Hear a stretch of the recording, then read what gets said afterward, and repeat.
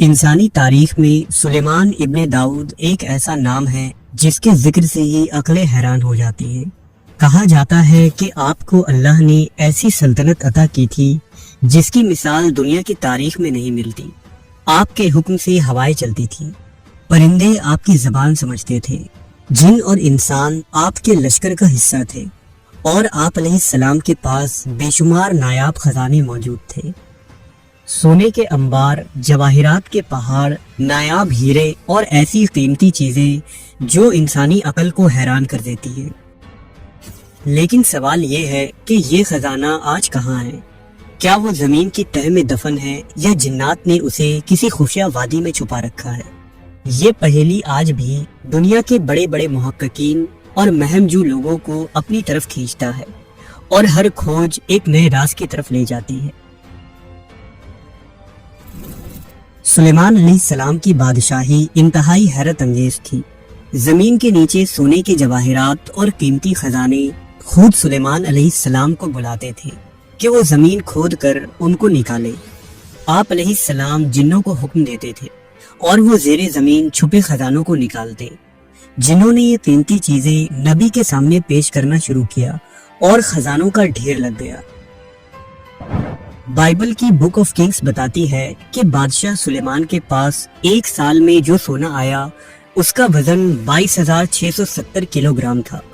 اس کے علاوہ ان کے پاس تاجروں، مسالہ فروشوں اور عرب کے تمام بادشاہوں کے سونے تھے۔ حضرت سلیمان کے پاس ایک عظیم تخت بھی تھا جو ہاتھی دانت سے بنا تھا اور اس پر بہترین سونے کا پانی چڑھا تھا۔ آپ علیہ السلام کے پینے کے تمام برتن بھی سونے کے تھے۔ مورخین نے لکھا ہے کہ حضرت سلیمان نے قیمتی معدنیات اور سونے اوفیز نامی علاقے میں موجود بڑی بڑی کانوں سے نکالے تھے۔ اس علاقے کا ذکر توریت میں کیا گیا ہے، جہاں سونا، چاندی، تانبا، مختلف قسم کے جانور اور مور پیدا ہوتے ہیں۔ یہ علاقہ عرب کے جنوب میں خلیج فارس کے ساحلوں پر موجود تھا۔ کچھ یہودی روایت میں ذکر ہے کہ نوح علیہ السلام کے بیٹے یافس کی نسل میں ایک بیٹے کا نام اوفیس تھا اور اسی کے نام پر یہ سرزمین مشہور ہوئی۔ اینسنٹ مائتھولوجی میں اوفیس کو ایک سنہری زمین کہا گیا ہے، جہاں اتنا سونا تھا کہ بادشاہ وہاں سے خزانے بھر بھر کر لاتے تھے۔ کہا جاتا ہے کہ سلیمان علیہ السلام کے پاس ایک عظیم بحری جہاز تھا جو ہیرام بادشاہ کے جہازوں کے ساتھ مل کر اوفیس جاتا تھا۔ ہر 3 سال بعد یہ جہاز لوٹتے اور اپنے ساتھ سونا، قیمتی لکڑیاں، ہیرے، لال، ہاتھی دانت، طاؤس اور انوکھے جانور لائے جاتے۔ قدیم ملاحوں کی کہانیوں میں اوفیس کا سفر ایک خطرناک داستان کی طرح بیان ہوتا ہے، جس کے مطابق اوفیس پہنچنے کے لیے سمندروں میں طوفان، سمندری دیو اور پر اسرار جزیروں کا سامنا کرنا پڑتا تھا، جسے صرف بہادر ملاح ہی پار کر پاتے تھے۔ اوفیس میں ایک جزیرہ بھی موجود تھا جہاں ایک سونے کا پہاڑ تھا۔ اس علاقے کا ذکر قدیم یونان کے مصنف پلینی دی ایلڈر نے اپنے سفر کے دوران کیا تھا، گرچہ یہ علاقہ اور یہاں کی مشہور کہانیاں داستانوں کے تہوں میں غائب ہو گئی۔ 17ویں صدی میں کرسٹوفر کولمبس جیسے سیاحوں نے یہاں موجود قدیم کان اور اس کے خزانوں کو تلاش کرنے کے لیے سمندر کو عبور کیا تھا، لیکن وہ بھی اس میں ناکام رہا۔ سلیمان علیہ السلام کے زمانے میں کھودی گئی ہیرے، جواہرات اور سونے کے کان وادی تمنا میں بھی موجود ہیں۔ وادی تمنا دراصل اسرائیل کے صحرا میں قمران سے آگے جنوب میں واقع ہے، جہاں سن 1964 عیسوی میں آرکیولوجیکل ایکسپرٹس نے کھدائی کا کام شروع کیا۔ محققین نے یہ دعویٰ کیا کہ انہوں نے اس وادی کے نیچے بارودی سرنگوں کا ایک نیٹ ورک دریافت کیا ہے، جسے شاید حضرت سلیمان کے ماتحت غلاموں یا شاید جنات نے کھودا تھا۔ 1930 میں اس سرنگ کی کھدائی شروع ہوئی تھی، جہاں 10,000 سے زائد ٹنلز موجود ہیں۔ یہ ایک ایسی سرنگوں کا نیٹ ورک ہے جس میں کسی چیز کو تلاش کرنا بہت ہی مشکل ہے۔ 3000 سال قبل از مسیح میں تیمنا کے اس علاقے میں پیداوار عروج پر تھا، اور تب ہی یہ سرنگ کھودے گئے تھے۔ ان سرنگوں کے اندر موجود کانوں میں سونے، چاندی کے علاوہ بہت زیادہ تانبے بھری تھی۔ दरअसल सुलेमान अलैहिस्सलाम ने हैकल सुलेमानी में सोना को रखवाया ही नहीं था। बाज रिवायतों के मुताबिक सुलेमान अलैहिस्सलाम ने तीमना के इसी तांबे के कानों में अपने जवाहिरात और खजानों को छुपा दिया था।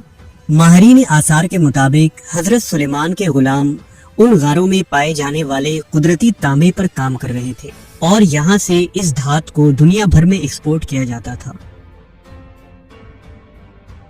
हजरत सुलेमान अलैहिस्सलाम के उस खजाने का एक बेशकीमत नमूना सुनहरा मेज है जो मुसलमानों को फतह आइबेरिया के बाद मिली थी।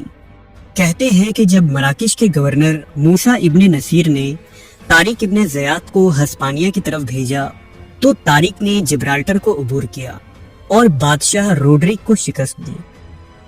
कहते हैं कि तारिक इब्ने ज़ियाद को उस शहर के एक तहखाने में एक सुनहरा मेज मिला था जिसके बारे में लोगों का मानना था कि उसे सुलेमान अलैहिस्सलाम ने बनवाया था और यह हैकल का हिस्सा था।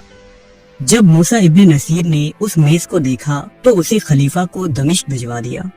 खलीफा उस सुनहरे मेज पर खास मौकों पर दस्तरखान बिछाया करते थे, लेकिन तारीख में दोबारा फिर उस सुनहरे मेज का जिक्र नहीं मिला। सवाल ये है कि सुलेमान अलैहिस्सलाम के वो बेशुमार खजाने सोने, चांदी और क्रिस्टल्स आखिर कहाँ चले गए। स्कॉलर्स कहते हैं कि सुलेमान अलैहिस्सलाम को अल्लाह की तरफ से एक इबादतगाह बनाने का हुक्म हुआ था जिसे आपने जिन्नात की मदद से तामीर करवाया और जिसे यहूदी हैकल सुलेमानी के नाम से जानते हैं। हजरत सुलेमान ने अपना वो तमाम बेशकीमत खजाना हैकल सुलेमानी के तहखानों में छुपा दिया था। सुलेमान अलैहिस्सलाम के बाद आपके बेटे रबाम की नाअहली की वजह से हुकूमत में फूट पड़ गई। इसी दौरान मिस्र के फिरौन शीशक ने 925 कबल मसीह में यरूशलेम पर हमला कर दिया और मिस्रियों ने हैकल और शाही खजानों को लूट लिया। फिर जब फिरौन शीशक की मौत हुई तो उसे और उसके बेटों के मम्मी को जिस मकबरे में दफनाया गया, हजरत सुलेमान के उन तमाम कीमती जवाहिरात और सोने चांदी के खजानों को शीशक के मकबरे के अंदर ही दफन कर दिया गया और फिरौन शीशक का मकबरा और उसके अंदर मौजूद दौलत फिर कभी नहीं मिली। जबकि कुछ माहरीन कहते हैं कि बकिया खजाने और सोने को 587 कबल मसीह में बाबली हमले के दौरान लूट लिया गया और उन्हें बख्त नसर अपने साथ बाबुल ले गया। इन सोने चांदी का क्या हुआ ये अब तक नामालूम है और इसके मुताल्लिक बेशुमार सच्ची और झूठी दास्तानें मशहूर हैं। बाज लोग ये भी कहते हैं कि यहूदियों को सुलेमान अलैहिस्सलाम के खजाने का थोड़ा सा हिस्सा मिला, लेकिन वो इतना ज्यादा नहीं था। इसके बावजूद इस सोने की वजह से आज भी यहूदी दुनिया में सबसे ज्यादा मालदार लोग हैं। अहादीस के मुताले से पता चलता है कि कयामत की एक निशानी ये होगी कि दरियाए फरात से सोने का पहाड़ या जखीरा निकलेगा, लेकिन हुजूर अकरम सल्लल्लाहु अलैहि वसल्लम ने मना फरमाया है कि खबरदार, अगर तुम में से कोई तब मौजूद हो तो उसमें से जर्रा बराबर भी सोना ना ले, क्योंकि उस खजाने के ऊपर वबाल और नहूसत होगी और जिसकी वजह से हलाकतें होंगी और जंगें लड़ी जाएंगी। इसी तरह शद्दाद की जन्नत हो या कारून का खजाना हो और इसी तरह सुलेमान अलैहिस्सलाम का खजाना, इन तमाम खजानों को अल्लाह ने नजरों से छुपा दिया है। ये इसलिए ताकि लोग फितनों में न पड़ जाएं।